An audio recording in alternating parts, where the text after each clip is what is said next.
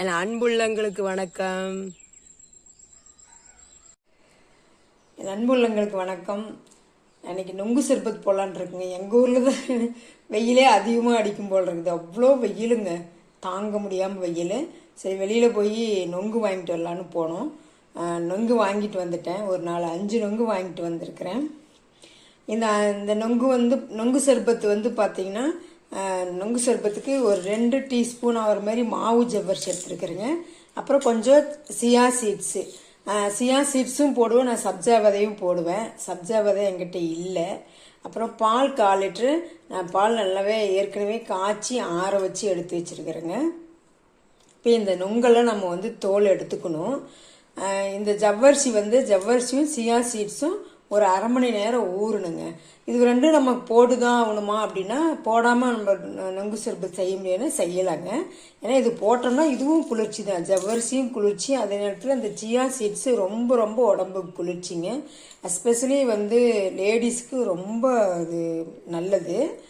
நமக்கு போன் ஸ்ட்ரென்த்துக்கெல்லாம் ரொம்ப ரொம்ப நல்லதுங்க. அதனால் சப்ஜா விதை இருந்தால் போட்டுக்கோங்க, அல்லது சப்ஜா விதையோ சியா சீட்ஸு இந்த ஜவ்வரிசி எதுவுமே போடாமே நீங்கள் செய்யலாம். அதுவும் சூப்பராக தான் இருக்கும், அதுவும் ஒரு டேஸ்ட்டில் இருக்கும். சாரி, நான் சியா சீட்ஸ்ன்னு சொல்லிட்டேங்க, ஆளி விதைங்க, சியா சீட்ஸ் இல்லை. சியா சீட்ஸ் தீர்ந்துருச்சு, அப்புறம் அதனால் ஆளி விதை போட்டுட்டேங்க. நான் ஆளி விதை தான் அவ்வளோ சூப்பருங்க, அவ்வளவு உடம்புக்கு வந்து ரொம்ப ரொம்ப நல்லது. இப்போ ஆளி விதையும் நல்லா ஊறிக்கிச்சுங்க, இது அப்படியே எடுத்து வச்சுக்கலாம். இப்போ நம்ம ஜவ்வரிசி, மாவு ஜவ்வரிசிங்க, நைலான் ஜவ்வரிசி இல்லை, மாவு ஜவ்வரிசி, அதுவும் நல்லா பாருங்கள், நல்லா ஊறிக்கிச்சு. இப்படி அமுத்துனாவே உடையுது. இப்போ இதை ஒரு 10 நிமிஷம் நம்ம நல்லா தண்ணியில் போட்டு வேக வச்சுக்கலாங்க. அதுக்கடையில் நம்ம இந்த நொங்கை வந்து மேல் இருக்கிற அந்த தோலை எடுத்து சீவிக்கிட்டு வந்துடலாங்க. இந்த பக்கம் நமக்கு ஜவ்வரிசி நல்லா வெந்துக்குச்சுங்க. இப்போ இதை நம்ம வடித்து எடுத்துக்கலாங்க. இப்போ நொங்கு வந்து இந்த மாதிரி கத்திலேயே லேசாக அப்படி எடுத்தோம்னா வந்துருங்க.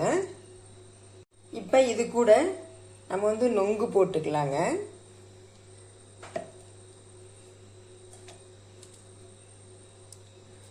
இப்போ இந்த நொங்கையவே கூட நம்ம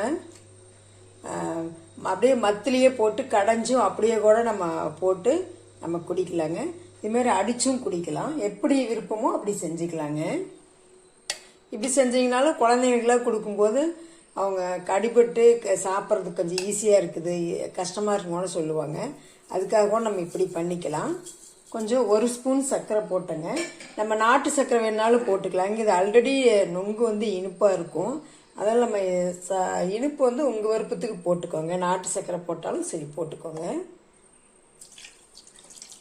பால் காய்ச்சி ஆற வச்ச பால் வச்சுருந்தோம் இல்லைங்களா, அந்த பால்.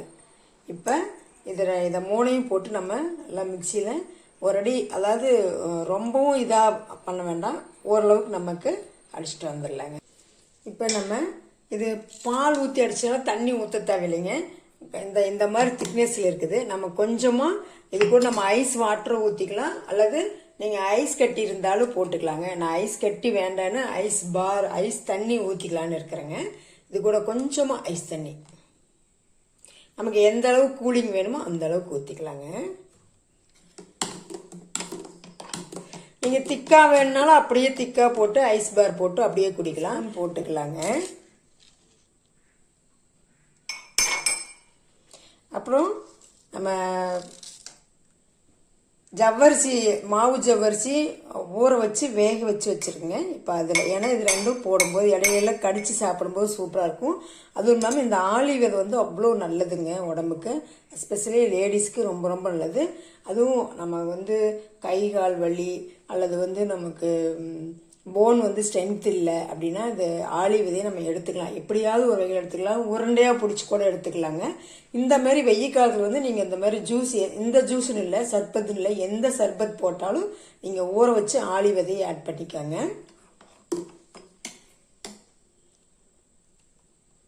நமக்கு கலர் வேணும் அப்படின்னா நீங்கள் வந்து ரோஸ் எசன்ஸ் ஊற்றிக்கலாம். நான் வந்து இன்னைக்கு கலரில் வந்து நான் நன்னாரி சர்பத் போடுறேங்க.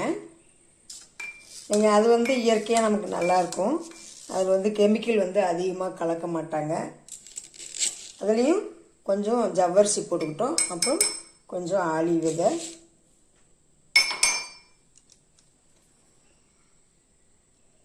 கொஞ்சமாக